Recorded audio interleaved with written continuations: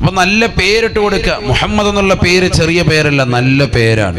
അള്ളാഹു ആ പേരിടാൻ നമുക്ക് തൗഫീക്ക് നൽകട്ടെ. മക്കളിൽ ഒരാൾക്കെങ്കിലും 3 മക്കളുണ്ട് എങ്കിൽ അതിൽ ഒരാൾക്കെങ്കിലും മുഹമ്മദ് എന്ന പേര് വെക്കണം. സയ്യിദുനാ റസൂലുള്ളാഹി മുഹമ്മദ് എന്നുള്ള പേര് വെക്കണം. നബിയുനാ റസൂലുള്ളാഹി സ്വല്ലല്ലാഹു അലൈഹി വസല്ലമ തങ്ങൾ പറയുകയാണ്, മൻ കാന ലഹു സലാസതും മിനൽ വലദ് ഫലം യുസമ്മ വാഹിദും മിൻഹും മുഹമ്മദാ ഫഖദ് ജഹില. ഒരുത്തന് 3 മക്കളുണ്ടാവുകയും അതിലൊരാൾക്കും മുഹമ്മദ് എന്ന പേര് വെക്കാതിരിക്കുകയും ചെയ്തു കഴിഞ്ഞാൽ അവൻ വിവരമില്ലാത്തവനാണ്. നബിയുനാ റസൂലുള്ളാഹി മുഹമ്മദ് എന്നുള്ള പേര് നല്ല പേരാണ്. ആ പേരുള്ളവരാരെങ്കിലും ഉണ്ടോ ഈ സദസ്സിൽ? സ്വന്തമായി ആ പേര് മാത്രമോ അല്ലെങ്കിൽ അതിനോട് ചേർന്നോ ഉണ്ടോ? അൽഹംദുലില്ലാഹ്, അല്ലാഹു അനുഗ്രഹിക്കട്ടെ. 2 3 4 5 കൈ ഉയർത്തിക്കോളി, പേടിക്കണ്ട. വല്ല പിരിവ് ചോദിക്കാനാന്ന് കരുതിയിട്ടൊന്നുമില്ല. നിങ്ങൾ കൈ ഉയർത്തിക്കോളി. ആരുള്ളോ? അൽഹംദുലില്ലാഹ് 6 7 ഇപ്പഴേ ഇനിയും വേണേ പോക്കും. പിരിവില്ല എന്ന് പറഞ്ഞപ്പോൾ കൈ ഉയർത്തി. അല്ലാഹു നമ്മളെ സ്വീകരിക്കട്ടെ. ചിലർ പേടിച്ചിരിക്കുക, അപ്പൊ വീണ്ടും പോകുന്നവരുണ്ട് കേട്ടാ.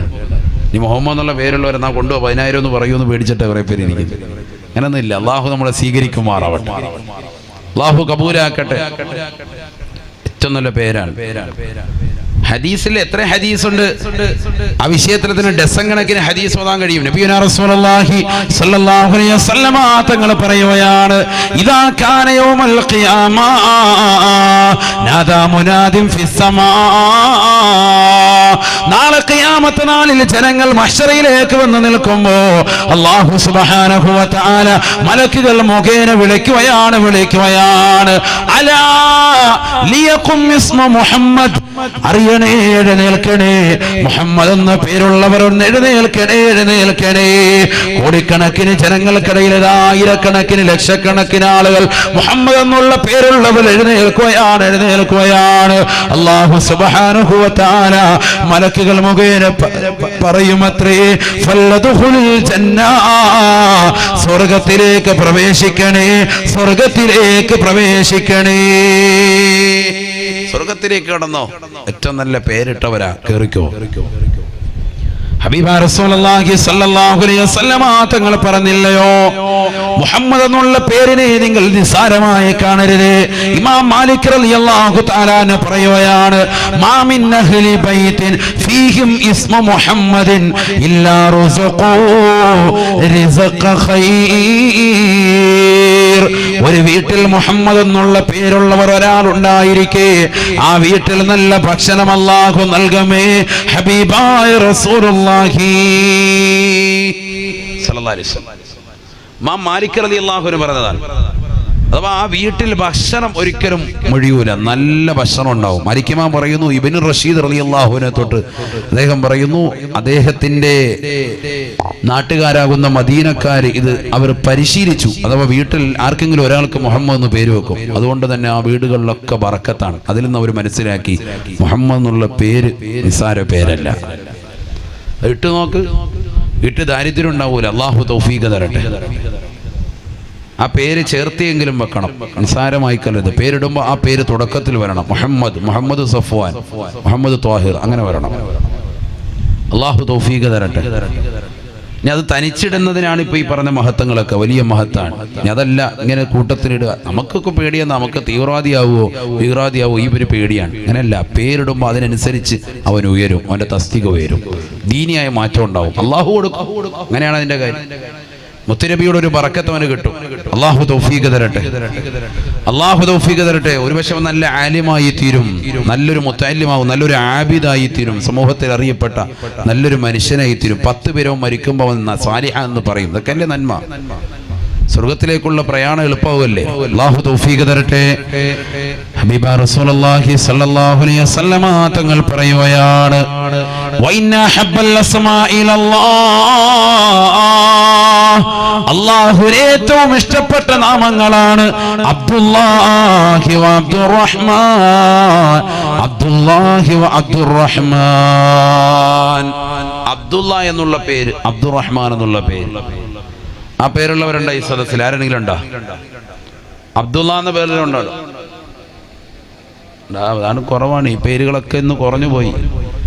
മലബാർ ദേശത്താണ് ചോദിച്ചെങ്കിൽ 100 കണക്കിന് ആളുകളുണ്ടാവും മുഹമ്മദ് എന്നുള്ള പേര്, അബ്ദുള്ള എന്നുള്ള പേര്, അതുപോലെ അബ്ദുറഹ്മാൻ, എത്ര 100 കണക്കിന്. നമുക്ക് ഈ പേരൊക്കെ നിസ്സാരമായി നമ്മൾ തള്ളി. അള്ളാഹു നമ്മളെ കാത്ത് രക്ഷിക്കട്ടെ. നല്ല പേര്, നമ്മൾ ഇട്ടിരിക്കുന്ന പേര് നല്ല പേരാണെങ്കിലും ഓക്കെ, ദീനിയായ പേരാണെങ്കിലും ഓക്കെ, അതൊന്നും ആരും മാറ്റാൻ നിൽക്കണ്ട. മോശപ്പെട്ടാണെങ്കിൽ മാറ്റണം, മോശപ്പെട്ട പേരാണെങ്കിൽ മാറ്റണം. ഹബീബായ റസൂലുള്ളാഹി സ്വല്ലല്ലാഹു അലൈഹി വസല്ലമ തങ്ങളുടെ അടുക്കലേക്ക് സഈദ് ഇബ്നുൽ മുസയ്യിബ് റളിയല്ലാഹു അൻഹുവിന്റെ ഉപ്പ കടന്നു വരുകയാണ്. നബി തങ്ങളെ ചോദിക്കുകയാണ്, മസ്മുക, പേരെന്താണ് സഹോദരാ? ഇസ്മി ഹസനുൻ, എന്റെ പേര് ദുഃഖമെന്നർത്ഥം വരുന്ന പേരാണ്, എന്റെ പേര് ദുഃഖമെന്നാണ് നബിയെ. അല്ലാഹുവിന്റെ റസൂൽ പറയുകയാണ്, അന്ത സഹിലുൻ, നിന്റെ പേര് സഹിൽ എന്നാണ്, എളുപ്പം ചെയ്യുന്നവനെന്നാണ് അർത്ഥമെന്ന് അല്ലാഹുവിന്റെ റസൂൽ പറയുമ്പോ ഉടനെ അനുയായി പറയുകയാണ്, നബിയേ, എന്റെ വാപ്പയാണ് എനിക്ക് പേര് വെച്ചത്, ഞാൻ എന്റെ പേര് മാറ്റൂല നബിയേ, മാറ്റൂല നബിയേ. വാപ്പ വെച്ച പേര് ഒരിക്കലും ഞാൻ മാറ്റാൻ തയ്യാറില്ല നബിയേ എന്ന് അല്ലാഹുവിന്റെ റസൂലിനോട് പറയുകയാണ്. നബി തങ്ങൾ ഇട്ടുകൊടുത്ത സഹിൽ എന്ന പേര് സ്വീകരിക്കാൻ അദ്ദേഹം തയ്യാറായില്ല.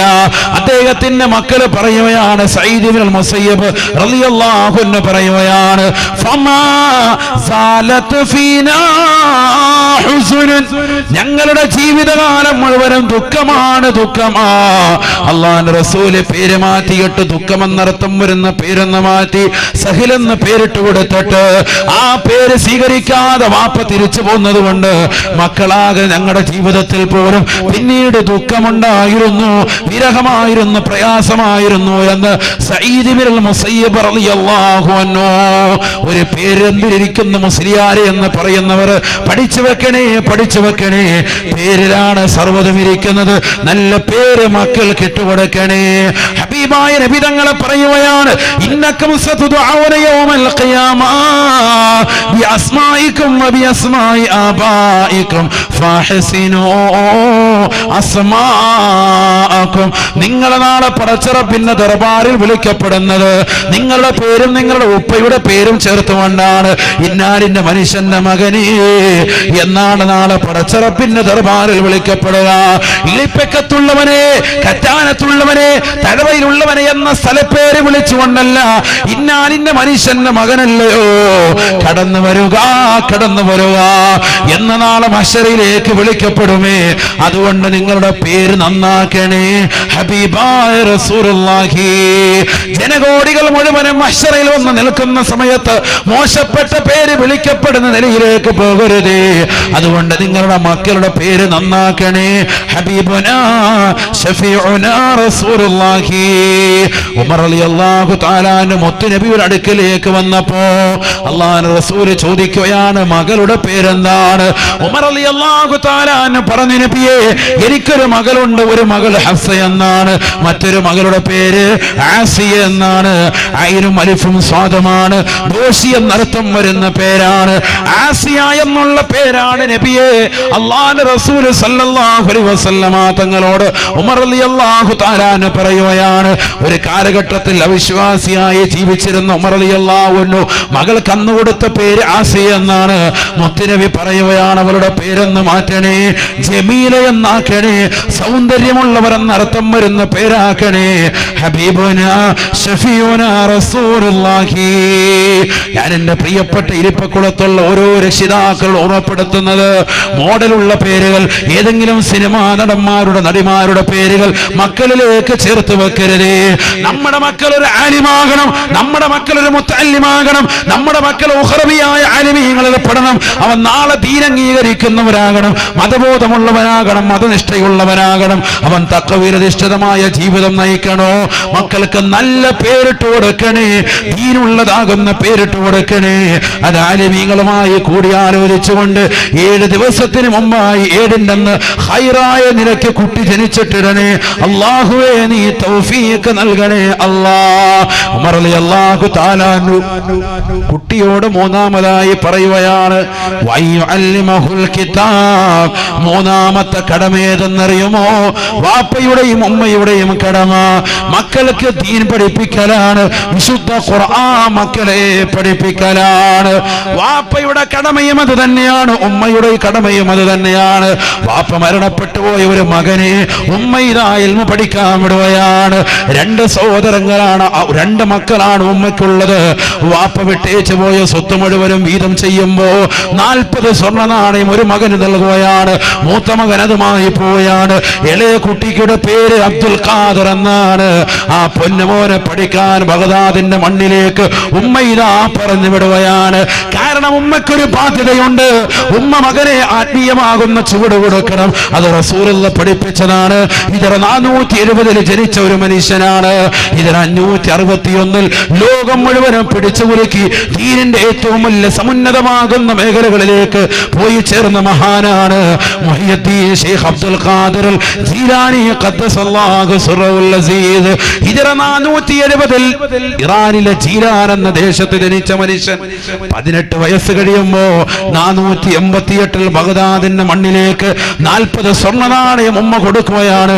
വാപ്പയുടെ വീതം കിട്ടിയതാണ് മകന് നൽകുകയാണ്. അതൊരു കുപ്പായത്തിന്റെ ഉള്ളിൽ തുന്നിക്കൊണ്ട് പഠിക്കാൻ പോയ പൊന്നുമോന്. സുബ്ഹാനല്ലാഹ്, ചരിത്രം ഞാൻ സുദീർഘമായി പറയുകയല്ല. 18 വയസ്സ് മുതൽ ഇൽമു പഠിക്കുകയാണ്. 18ാമത്തെ വയസ്സിൽ 33 വർഷം ഇൽമു പഠിക്കുകയാണ്.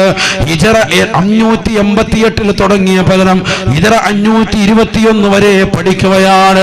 33 കൊല്ലം നിസ്കാരം കഴിഞ്ഞ് 33 സുബ്ഹാനല്ലാഹ് ചെല്ലാൻ പോലും മടിവെച്ചുകൊണ്ട് എഴുന്നേറ്റ് പോകുന്ന ചെറുപ്പക്കാരാ. 33 കൊല്ലം ഇൽമു പഠിച്ച മഹാനാണ് മുഹയ്യിദ്ദീൻ ശൈഖ് അബ്ദുൽ ഖാദിർ ജീലാനി ഖദ്ദസല്ലാഹു സിറഹുൽ അസീസ്. വസ്ബഹറൽ ഉലൂമി മിൻ കുല്ലി ഫാനി സിർതു ഫിൽ അസ്രി ഔഹാദൽ ഉലമായി. അക്കാലഘട്ടത്തിലാകുന്ന സർവ്വവിജ്ഞാന ശാഖകളിലും ഇൽമിന്റെ സർവ്വവിജ്ഞാന ശാഖകളിൽ നാം മുങ്ങി കുളിച്ചു എന്ന് മാത്രമല്ല, അക്കാലഘട്ടത്തിലാകുന്ന സർവ്വ പണ്ഡിതന്മാർക്കിടയിൽ ഒറ്റമൊത്തായി ഞാൻ നിലകൊണ്ടു. മുഹയ്യിദ്ദീൻ ശൈഖ് റളിയല്ലാഹു അൻഹു പറയുകയാണ്, കാരണം 33 കൊല്ലമാണ് രാവും പകലും ഇൽമു പഠിച്ചത്. ഇന്ന് നമ്മുടെ മക്കൾ വിജ്ഞാനം പഠിക്കാൻ ഇറങ്ങുന്നതോ കേവലം ഒരു 2 വർഷം കൊണ്ട് ഓതല് തീരണേ, എങ്ങനെയെങ്കിലും ഓതി തീർത്തു തരണേ, എന്തെങ്കിലും ഖദ്ർ സബക്ക് പഠിക്കണേ, കിതാബൊന്ന് തുടങ്ങി വെച്ചിട്ട് ഏതെങ്കിലും ബിരുദം വാങ്ങി കൂട്ടുന്നവരല്ലയോ. എന്നാൽ നമ്മൾ പഠിക്കേണ്ടത് മുഹയ്യിദ്ദീൻ ശൈഖ് റളിയല്ലാഹു അൻഹുവിന്റെ പാഠമാണ്. ആ പാത പിൻപറ്റിക്കൊണ്ട് 15 വർഷത്തോളം ഇൽമുകൾ പഠിച്ചതാകുന്ന മഹത്തുക്കളാകുന്ന ആലിമീങ്ങളെ ഇന്ന് നമ്മൾ ആദരിച്ചില്ലയോ. അല്ലാഹുവേ, ശൈഖുനക്ക് നീ ആഫിയത്തുള്ള ദീർഘായുസ്സ് നസീബാക്കണേ അല്ലാഹ്. ഇൽമിന്റെ സർവ്വശാഖോപശാഖകൾ മുങ്ങിക്കുളിച്ചു എന്ന് മാത്രമല്ല, 41ാമത്തെ വയസ്സ് മുതൽ തുടങ്ങിയ ദർസ് ഹിജറ 561 വരെ, അഥവാ 40 വർഷം തുടർച്ചയായി ദർസാണ്. 40 വർഷം തുടർച്ചയായി ദർസാണ്. അൽഹംദുലില്ലാഹ്, അല്ലാഹുവിന്റെ ദറജ ഉയർത്തുമാറാവട്ടെ. മരണം വരെ ദർസ് ദർസ് തുടങ്ങിയിട്ട് ഇത്ര കൊല്ലമായിട്ട് പിന്നെ ദർസ് നിലച്ചിട്ടില്ല എന്നുള്ളതാണ്. അതാണ് യഥാർത്ഥ ആലിമീങ്ങൾക്ക് അല്ലാഹു കൊടുക്കുന്ന തൗഫീഖ്. അല്ലാഹുവിന്റെ ദറജ ഉയർത്തട്ടെ. എത്ര വർഷമായി? 33. കണ്ട, മൊത്തം തസ്ബീഹിന്റെ എണ്ണം വന്നു. അല്ലാഹു കബൂലാക്കുമാറാവട്ടെ. 33 കൊല്ലമായിട്ട് ഉസ്താദ് അടുപ്പിച്ച് ദർസാണ്. അല്ലാഹു ആഫിയത്തുള്ള ദീർഘായുസ്സ് കൊടുക്കട്ടെ. ഉസ്താദിന്റെ അവിടെ ആ പള്ളിയിൽ അൽഹംദുലില്ലാഹ് തൗഫീഖ് കിട്ടിയിട്ടുണ്ട്. അന്ന് ഉസ്താദ് ഉണ്ടായിരുന്നു സദസ്സിൽ. 2 പ്രാവശ്യം, ആദ്യത്തെ പ്രാവശ്യം പോകുമ്പോൾ ഉസ്താദും കുട്ടികളും അന്ന് ഉംറയ്ക്ക് പോയേക്കാണ്. 2ാമത്തെ പ്രാവശ്യം വർഷം പോകുമ്പോൾ ഉസ്താദ് അവിടെ ഉണ്ട്. അല്ലാഹു ഉസ്താദിന് ആഫിയത്ത് കൊടുക്കട്ടെ. പാങ്ങോട് കൊച്ചാലുമൂടാണ് ഉസ്താദിന്റെ ദർസ്. നല്ല റാഹത്തുള്ള ദർസ്. എത്രയോ ശിഷ്യന്മാര്, എത്രയോ ആലിമീങ്ങൾ ഈ സദസ്സിൽ വന്നു, അവരുടെ കുടുംബാദികൾ. 33 കൊല്ലം ദർസ് നടത്താൻ തൗഫീഖ് കിട്ടുക എന്ന് പറയുന്നത് നിസ്സാര കാര്യമാണോ? ചിന്തിക്കും നമ്മൾ. നിസ്സാര കാര്യമല്ല. അള്ളാഹു അനുഗ്രഹിച്ചവർക്കല്ലാതെ വഴിയിൽ നിൽക്കാൻ കഴിയൂല. മുത്തല്ലിമീങ്ങൾ അവരിലേക്ക് വന്ന് ചേരൂല.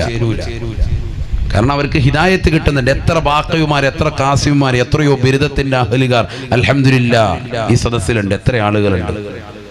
എത്ര ആലിമീങ്ങളെ ദീനിന്റെ പാന്താവിലേക്ക് നയിക്കാൻ അദ്ദേഹത്തിന് തൗഫീഖ് കൊടുത്തിട്ടുണ്ട്. യഥാർത്ഥ ഉപ്പ എന്ന് പറഞ്ഞാൽ മാതാപിതാക്കളല്ലല്ലോ, യഥാർത്ഥ ഉപ്പ എന്ന് പറഞ്ഞാൽ ഉസ്താദാണ്. അഖീലൻ തനാലൽ ഇൽമ ഇല്ലാ ബിസിത്തതി സൗംബിക അമ്മജുമൂഇഹാ ബിബയാനി. ذكاء وحرص واصطبار وبلغة وإرشاد أستاذ وطول الزمان. വിജ്ഞാനം പഠിക്കാൻ വേണ്ടി ഇറങ്ങിത്തിരിക്കുന്നതായി ഇരിപ്പക്കുളത്തുള്ള ഓരോ മുത്തല്ലിമീങ്ങളും പഠിച്ചു വെക്കുന്ന പാഠമാണ്. ഇൽമു പഠിക്കാൻ വേണ്ടി ഇറങ്ങിത്തിരിക്കുന്നവരെ കേവലം ഒരു കൊല്ലം കൊണ്ട്, 2 കൊല്ലം കൊണ്ട്, 3 കൊല്ലം കൊണ്ട് എങ്ങനെയെങ്കിലും എന്നെ ഓതിയൊന്ന് പൂർത്തിയാക്കി എന്തെങ്കിലും ഒരു ബിരുദം എന്റെ തലയിൽ വെച്ച് തരണമെന്ന് അവകാശവാദം ഉന്നയിക്കുന്ന രക്ഷിതാക്കളെ, ഇൽമു പഠിക്കാൻ ഇറങ്ങുന്നവരോട് നൽകുന്ന ഉപദേശമാണ്.